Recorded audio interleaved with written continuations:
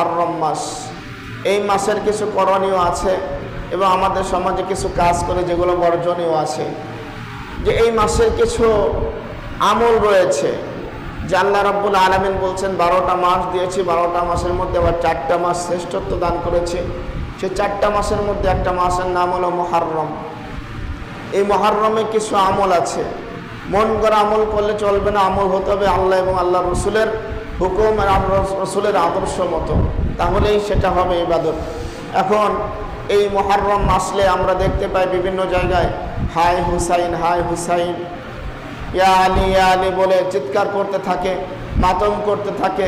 এই যে সামনে আসতেছে রবিবার 10 তারিখ, 10 মুহররম রবিবার, দেখা যাবে বিভিন্ন জায়গা তাজিয়া মিছিল হবে, এরকম সিন্নি ডাক ভরে বিরিয়ানি আর সিন্নি রান্না করে হাই এরকম কারবালার ইতিহাস একটু বলে টলে শেষ হয়ে যাবে। কিন্তু আসলে তো এভাবে রাসূলুল্লাহ সাল্লাল্লাহু আলাইহি ওয়াসাল্লাম 10 মুহররমকে আশুরার দিনকে পালন করেন নাই। ইবাদত সেটাই হবে যেটা রসুল করে গিয়েছেন, রসুল হুকুম করে গিয়েছেন বা রসুল সমর্থন করে গেছেন, ওটাই ইবাদত হবে। রাসূলুল্লাহ সাল্লাল্লাহু আলাইহি ওয়াসাল্লাম এই 10 মুহররমে, এই মুহররম মাসে তিনি মক্কা থেকে হিজরত করে যখন মদিনায় গেলেন, মদিনায় যাওয়ার পরে দেখলেন মদিনাবাসীরা রোজা রাখে, মদিনাবাসীরা রোজা রাখে।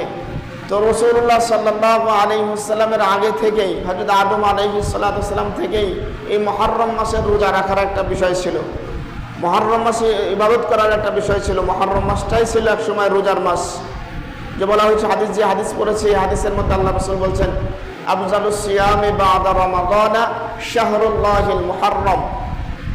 আল্লাহ রাসূল সাল্লাল্লাহু আলাইহি ওয়াসাল্লাম বলেন আফজালুস সিয়াম বা'দা রমাদান, রমজান মাসের পরে আল্লাহ পাকের কাছে শ্রেষ্ঠ মাস আল্লাহর মাস মুহররমের রোজা হলো সর্বশ্রেষ্ঠ রোজা। বলেন সুবহানাল্লাহ। তো রমজান মাসের পরে সর্বশ্রেষ্ঠ রোজা হলো আল্লাহর মাস মুহররমের রোজা। এই মুহররমের রোজা রমজানের আগে ফরজ ছিল, আগের নবীরা যারা ছিলেন তাদের জন্য ফরজ ছিল। আল্লাহ রাসূল সাল্লাল্লাহু আলাইহি ওয়াসাল্লামের উপরও যখন রোজা ফরজ হয় নাই, তার আগে মুহররমে রোজা রাখা ফরজ ছিল। তো এই যে আমরা আমল, সেই আমলগুলো হলো আল্লাহ রাসূল যখন মদিনায় গেলেন দেখলেন যে রোজা রাখে ইহুদিরা। জিজ্ঞেস করলেন কিসের জন্য রোজা রাখে? বললেন যে এই দিনে বনি ইসরাঈলদের নবী হযরত মূসা আলাইহিস সালাতু ওয়াস সালামকে আল্লাহ তাআলা ফিরাউনের কবল থেকে এবং সমুদ্রে পার করিয়ে দিয়েছেন কুদরতিভাবে। সেই শুকরিয়াতান হিসেবে ইহুদিরা বা মূসা আলাইহিস সালাতু ওয়াস সালামের অনুসারীরা রোজা রাখে। এরপরের থেকে রোজার সূচনা শুরু হলো। এখন প্রথম আমল কোনটা? প্রথম আমল আমরা হাদিস থেকে যেটা পাইলাম যে আল্লাহ রাসূল বলেন আফজালুস সিয়ামা বা'দা রমাদানা শাহরুল্লাহিল মুহররম। রমজানের পরে আল্লাহ পাকের কাছে সর্বশ্রেষ্ঠ রোজা হলো মুহররমের রোজা। তাহলে এই হাদিস থেকে আমরা পাইলাম মুহররমের 1 তারিখ থেকে শুরু করে 30 তারিখ পর্যন্ত যে কোনো দিনে রোজা রাখা অন্য মাসের রোজা থেকে, রমজানের রোজা ছাড়া অন্য কোনো যে কোনো মাসের রোজা থেকে আল্লাহ পাকের কাছে উত্তম। বলেন সুবহানাল্লাহ। এলো একটা আমল আমরা পাইলাম যে মুহররমের যে কোনো দিনে রোজা রাখলে, অন্য মাসে রোজা রাখলে যে সওয়াব, এই মাসে রোজা রাখলে তার থেকে একটু বেশি সওয়াব হবে। দ্বিতীয় নম্বর আমল হল আল্লাহ রাসূল সাল্লাল্লাহু আলাইহি ওয়াসাল্লাম বলেন, এটাও মুসলিম শরীফের হাদিস, সিয়াম ইয়াউমি আশুরা ইন্নী আহতাসিবু আলাল্লাহি আন ইউকাফফিরাস সানাতাল্লাতী ক্বাবলা। আল্লাহ রাসূল সাল্লাল্লাহু আলাইহি ওয়াসাল্লাম বলেন যে ব্যক্তি আশুরার রোজা রাখে, আশুরা কাকে বলে? দশমকে, আরবিতে দশমকে, 10 তারিখকে বা 10কে আশুরা বলা হয়। আর এই আশুরা বলতে মুহররম মাসের 10 তারিখকেই বোঝানো হয়েছে। যে বলছে যে ব্যক্তি আশুরার রোজা রাখবে অর্থাৎ 10 মুহররমের রোজা রাখবে, আল্লাহ রাসূল সাল্লাল্লাহু আলাইহি ওয়াসাল্লাম বলেন ইন্নী আহতাসিবু আলাল্লাহি আন ইউকাফফিরাস সানাতাল্লাতী ক্বাবলা। আমি আল্লাহ পাকের কাছে এই আশা রাখি, এই আশাবাদী যে আল্লাহ পাক তার পূর্বের 1 বছরের গুনাহ খাতা মাফ করে দিবেন। বলেন সুবহানাল্লাহ। এই জন্য দ্বিতীয় নম্বর আমল যেটা পাইলাম আমরা, সেটা হলো 10 মুহররমের রোজা রাখা। 10 মুহররমে রোজা রাখবো, আশুরার দিনে রোজা রাখবো।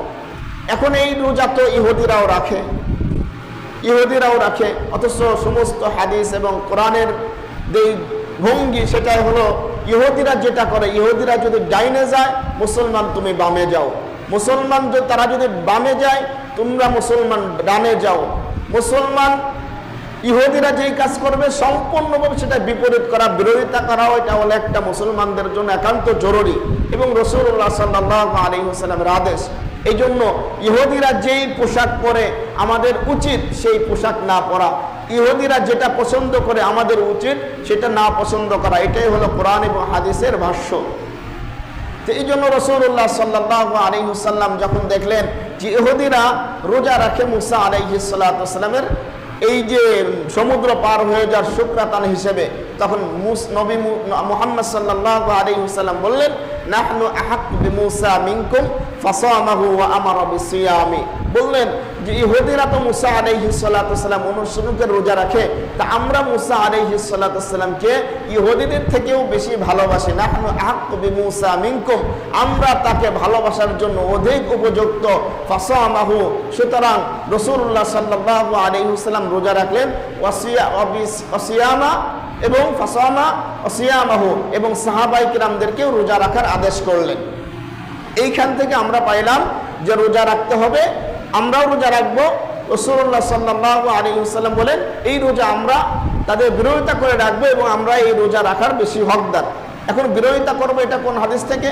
আল্লাহ রসুল সাল্লাল্লাহু আলাইহি ওয়াসাল্লাম, এটাও মুসলিম শরীফের মধ্যে আসছে।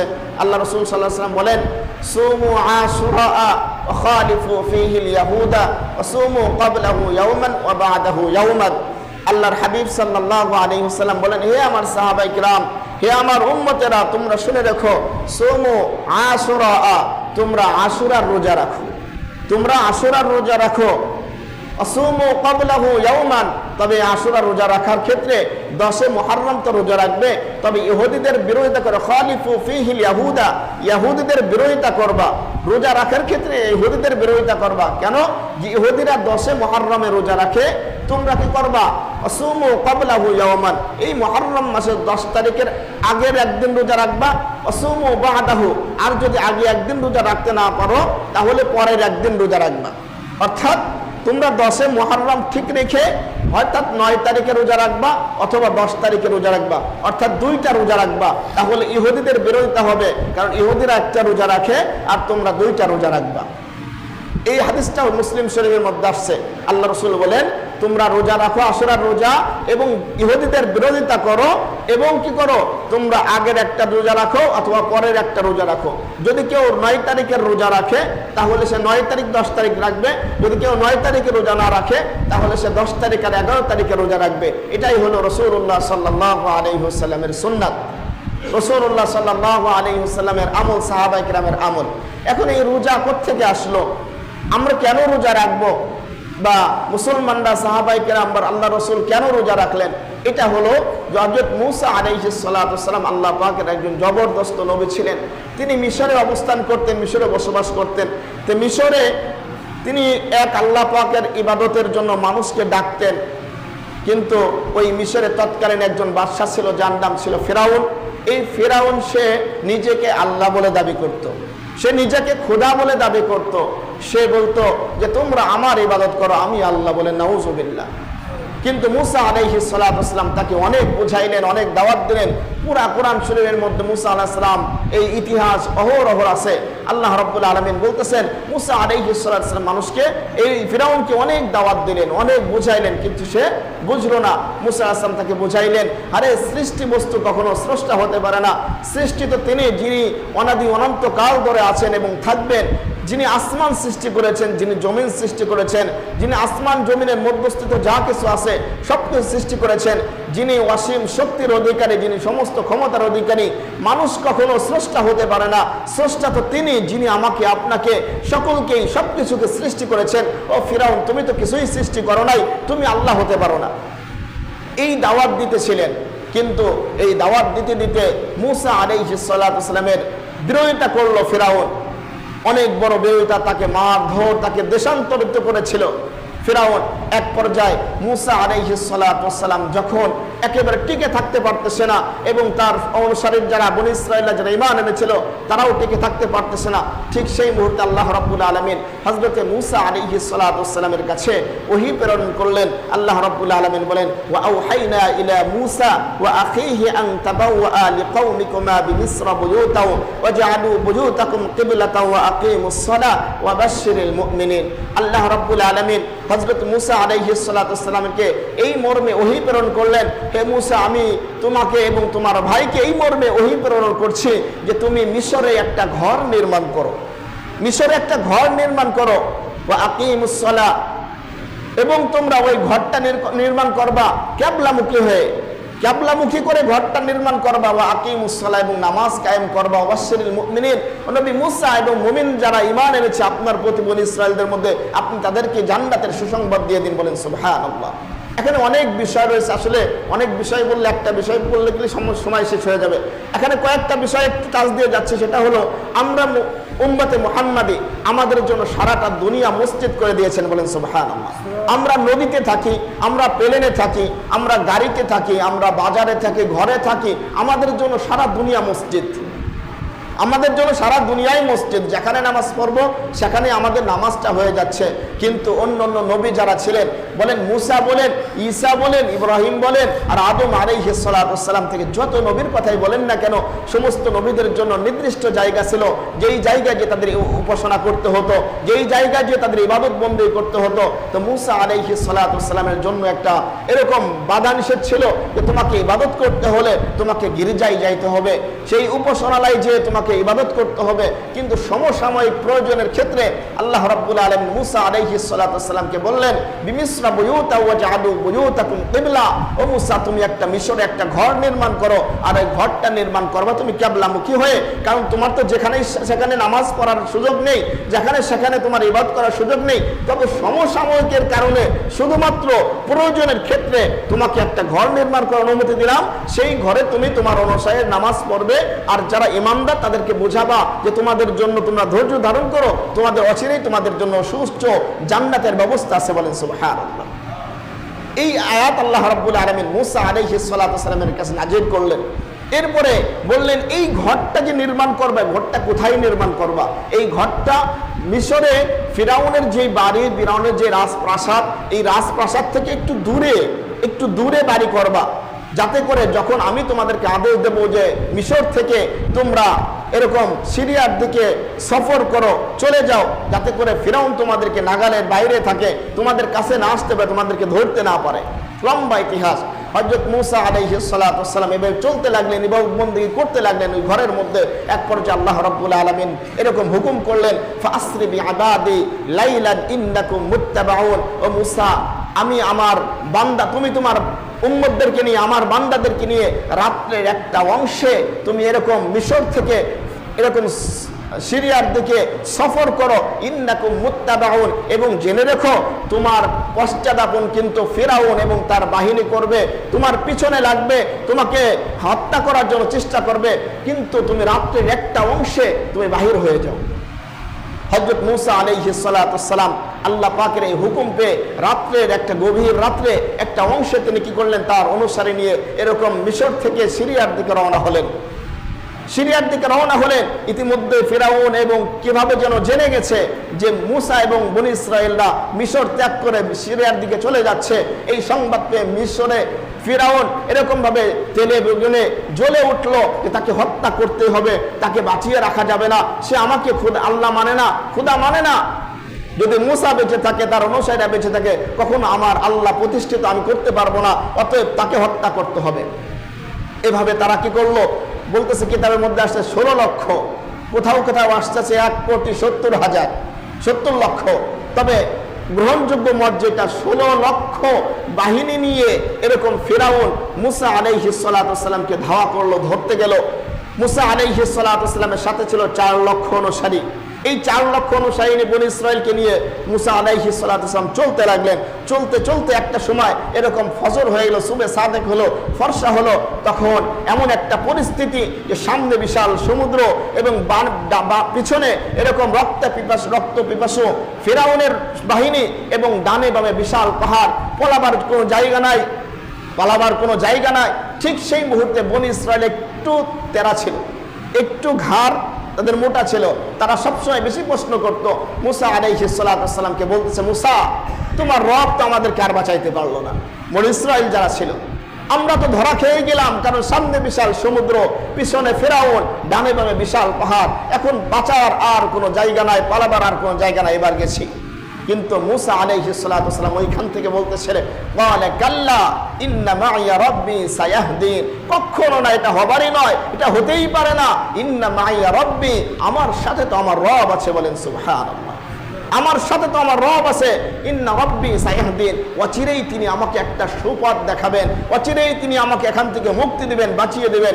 এই বিশ্বাস রেখে মুসা আলাইহিস সালাতু ওয়াস সালাম চলতে লাগলেন। ফর্সা হয়ে গেল, পিছনে রক্ত পিপাসু ফেরাউন।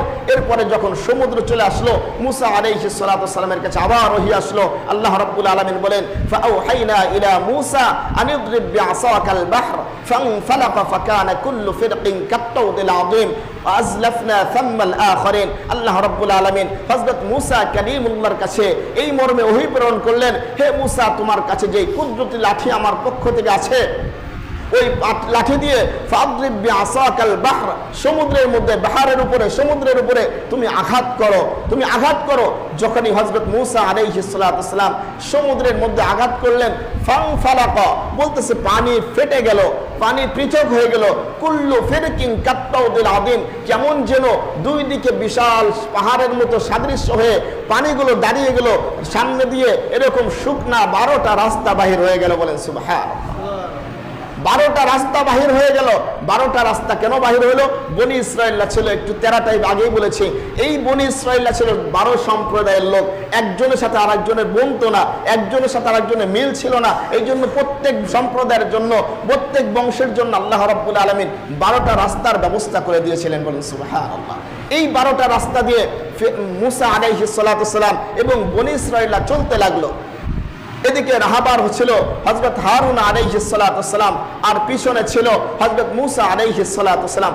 যখন সমস্ত এরকম মুসা আলাইহিস সালাতু ওয়াস সালামের বাহিনী নিয়ে সমুদ্র পার হয়ে গেল, যখন মুসা আলাইহিস সালাতু ওয়াস সালাম শেষ ব্যক্তি পার হয়ে যাওয়ার, তখন তিনি কি করলেন? ওই পানির উপর আঘাত করতে লাগলেন, যাতে করে এই রাস্তা ফিরআউন এবং তার বাহিনী ব্যবহার না করতে পারে, এই রাস্তা দিয়ে তারা আমাদেরকে এসে আমাদেরকে হত্যা না করতে পারে। এই ভয়ে মুসা আলাইহিস সালাতু ওয়াস সালাম কি করলেন? লাঠি দিয়ে ওই পানির উপরে, ওই যে পাহাড়ের মতো পানি দাঁড়িয়ে আছে, পানির উপর আবার আঘাত করতে লাগলেন। আল্লাহ রাব্বুল আলামিন আবার নাযিল করে দিলেন, ওয়াতরুকিল বাহরা রাহওয়া, ও মুসা, ওইটাকে স্থির থাকতে দাও, ইন্নাহুম মুগরাকুন, তোমাদের পিছনে তো এমন এক রক্ত পিপাসু, এমন এক কাফের আসতেছে, যাদেরকে আমি চুবিয়ে মারবো, বলেন সুবহানাল্লাহ, যাদেরকে আমি চুবিয়ে মারবো, ডুবাই মারবো, অতএব পানি আপনি থাকতে দেন। যখনই এরকম ফিরআউনের বাহিনী সমুদ্রের কাছে চলে আসছে, বলতেছে হামানের কাছে ছিল একটা ঘোড়া, যেই ঘোড়াটা ছিল পুষ্যা, অর্থাৎ পুরুষ ঘোড়া। এই ঘোড়াটা যখন দেখছে যে সামনে পানি, তার চোখে আর রাস্তা দেখা যাচ্ছে না, তার চোখে সে পানি দেখতে পাইতেছে। ঠিক সেই মুহূর্তে ঘোড়াকে আর সামনে নিতে পারতেছে না। হযরত জিবরাইল আলাইহিস সালাতু ওয়াস সালাম একটা মেয়ে ঘোড়া সামনে দাঁড় করিয়েছে, বলতেছে ওই পুরুষ ঘোড়াটা মেয়ে ঘোড়াকে দেখে দৌড় দিয়েছে, সাথে সাথে সমস্ত ঘোড়াগুলো দৌড় দিয়েছে। দৌড় দেওয়ার পরে যখন মাঝ রাস্তায় চলে গেছে, যাওয়ার পর আল্লাহ রাব্বুল আলামিন পানিকে হুকুম করছে, আবার একাকার হয়ে যাও, বলতেছে আবার একাকার হয়ে গেল। এবার ফিরআউন বলতেছে, ওয়াজাওয়াজনা বিবানি ইসরাঈল আল বাহরা ফাআতবাহুম ফিরআউন ওয়া জুনুদুহু বাগিয়া ওয়া আদওয়া। আল্লাহ রাব্বুল আলামিনের ভাষায় বলেন, আমি বনী ইসরাঈলদেরকে এরকম সমুদ্রে পার করে দিলাম, আর তাদের পিছনে যেই রক্ত পিপাসু এরকম শত্রুতা এবং সীমা লঙ্ঘন করে তার মুসা আলাইহিস সালাতু ওয়াস সালামের অনুসরণ যারা করেছিল, ফাআদরাকাহুল গরাকু, আমি তাদেরকে ডুবিয়ে মারলাম, বলেন সুবহানাল্লাহ, আমি তাদেরকে ডুবিয়ে মারলাম। যখন ডুবতেছিল ফিরআউন, যখন এরকম সমুদ্রে কাদা তার মুখের মধ্যে যাইতেছিল, কিতাবের মধ্যে আসছে হযরত জিবরাইল আলাইহিস সালাতু ওয়াস সালাম ফিরআউনকে চুবাই চুবাই একেবারে সমুদ্রে পচা কাদাগুলো তার মুখের মধ্যে ঢুকাই দিয়েছিল, একেবারে পচা কাদাগুলো তার মুখের মধ্যে ঢুকাইছিল এবং তাকে চুবাইছিল। হযরত জিবরাইল আলাইহিস সালাতু ওয়াস সালাম বলতেছে, এরকম অবস্থায় হযরতে মুসা আলাইহিস সালাতু ওয়াস সালাম যখন পার হয়ে গেল ফিরআউন এই অবস্থায়, তখন সে বলতেছে, হাত্তা ইদা আদরাকাহুল গরাক ক্বালা আমানতু আন্নাহু লা ইলাহা ইল্লাল্লাযী আমানাত বিহি বানু ইসরাঈল ওয়া আনা মিনাল মুসলিমিন। তখন সে বলতেছে ক্বালা আমানতু, আমি ঈমান আনলাম। কে বলে? ফিরাউন বলে। যখন মরতেছে জিবরাইল আলাইহিস সালাম চলে আসছে, আজরাইল আলাইহিস সালাম মালাকুল মাউত যখন তার সামনে, ঠিক সেই সময় বলতেছে আমানতু আন্নাহু লা ইলাহা, আমি ঈমান আনলাম ওই আল্লাহ ছাড়া আর কোনো মাবুদ নাই। এই কথা যখন বলছে আল্লাহ তাআলার পক্ষ থেকে কোনো সাড়া নাই, তখন আবার বলতেছে ওয়া আনা বানু ইসরাঈল, আল্লাহ আপনি কি বোঝেন নাই? বনি ইসরাঈল আর মূসা যে আল্লাহর প্রতি ঈমান এনেছে, বনি ইসরাঈল আর মূসা যে আল্লাহর প্রতি ঈমান এনে তারা মুক্তি পেয়েছে, আমি সেই আল্লাহর প্রতি ঈমান আনলাম। বলেন নাউজুবিল্লাহ। কোন সময়? যখন মরে, যখন চুবনি খাইতেছিল, ঠিক সেই সময় বলছে আমানতু আন্নাহু লা ইলাহা ইল্লাল্লাযী আমানাত বিহি বানু ইসরাঈল, আমি ঈমান আনলাম ওই আল্লাহর প্রতি যে আল্লাহ ছাড়া আর কোনো মাবুদ নাই, আর আমি ঈমান আনলাম ওই আল্লাহর প্রতি যে আল্লাহর প্রতি বনি ইসরাঈল এবং মূসা আলাইহিস সালাম ঈমান এনেছে। আল্লাহ রাব্বু আনা মিনাল মুসলিমিন। এবং এটাও বলতেছে আমি তো একজন মুসলমান। আল্লাহ, ফিরাউন বলতেছে আমি তো একজন মুসলমান। আল্লাহ রাব্বুল আলামিন তখন বলতেছে আল আন ওয়াকাদ আসাইতা ওয়া কুনতা মিনাল মুফসিদিন, তুমি এখন বলতেছো ঈমান আনতেছে, অথচ ইতিপূর্বে তুমি তো নাফরমানি করেছো। ওয়া আনা মিনাল মুফসিদিন, আর তুমি তো ছিলে সন্ত্রাসীদের গডফাদার, তুমি তো ছিলে সন্ত্রাসীদের মধ্যে সবচেয়ে বড় সন্ত্রাসী। তুমি পৃথিবীতে এমন কোন অপকর্ম নাই যেটা তুমি করো নাই। তুমি এমনকি আমার সাথে শরীক সাব্যস্ত করেছো, এমনকি তুমি বলেছো আনা রব্বুকুমুল আ'লা, আর তুমি বলতেছো আনা মিনাল মুসলিমিন। তুমি কি মনে করেছো আমি ছেড়ে দেব? আল্লাহ রাব্বুল আলামিন বলতেছেন আল আনা, এখন তুমি ঈমান আনতেছো, ওয়াকাদ আসাইতা, অথচ তুমি কিছুক্ষণ আগেই তুমি কি করেছো? আমার নাফরমানি করেছো। ওয়া আনা মিনাল মুফসিদিন, আর তুমি তো ছিলে সন্ত্রাসীদের গডফাদার, তুমি তো ছিলে সন্ত্রাসীদের মধ্যে সবচেয়ে বড় সন্ত্রাসী, আর তুমি বলতেছো আমি ঈমান আনছি। আল্লাহ রাব্বুল আলামিন বলতেছেন ফালইয়াউমা নুনাজ্জিকা বিবাদানিকা লিতাকুনা লিমান খালফাকা আয়া ওয়া ইন্না কাসীরাম মিনান নাসি আন আয়াতিনা লাগাফিলুন। শোনো ফিরাউন, শোনো, আমি তোমার শরীরকে অক্ষত রেখে দেব ভবিষ্যৎ প্রজন্মদের জন্য। যারা ভবিষ্যতে আসবে তোমার এই শরীরকে দেখবে, তোমার শরীরের মধ্যে একটা মাছিও পড়বে না, তোমার শরীরটাকে একটা মাছেও খাবে না, তোমার শরীরটা কোনো পোকামাকড়েও ভক্ষণ করবে না, এমন নিকৃষ্ট তোমার শরীরটা হবে যে তোমাকে কেউ স্পর্শই করবে না। আমি তোমার শরীরটাকে ভবিষ্যৎ প্রজন্মদের জন্য একটা শিক্ষণীয় বিষয় রেখে দিলাম। কিন্তু দুঃখ এবং পরিতাপের বিষয় হলো ওয়া ইন্না কাসীরাম মিনান নাসি আন আয়াতিনা লাগাফিলুন, অধিকাংশ মানুষ আমার এই নিদর্শন সম্পর্কে গাফেল। অধিকাংশ মানুষ, কারণ মানুষ যাচ্ছে মিশরে, পিরামিডে যাচ্ছে, ফিরাউনের লাশ দেখতেছে, ওখান থেকে বলতেছে হায় কি একটা বিষয়, দেখার পরে তাদের নামাজ নাই, কালাম নাই, আল্লাহর হুকুম আহকাম নাই, আল্লাহ পাকের নিদর্শন দেখার পরে তাদের হুঁশ আসতেছেন, আল্লাহ তাআলা ওই কথাই বাস্তবায়িত হচ্ছে ওয়া ইন্না কাসীরাম মিনান নাস আন আয়াতিনা লাগাফিলুন, অধিকাংশ মানুষই আমার এই নিদর্শন সমূহ থেকে, আমার এই কুদরত থেকে তারা গাফেল, তারা উদাসী। মুহতারাম হাজিরিন, এই যে ঘটনা ঘটেছিল এটা ছিল 10 মুহররম।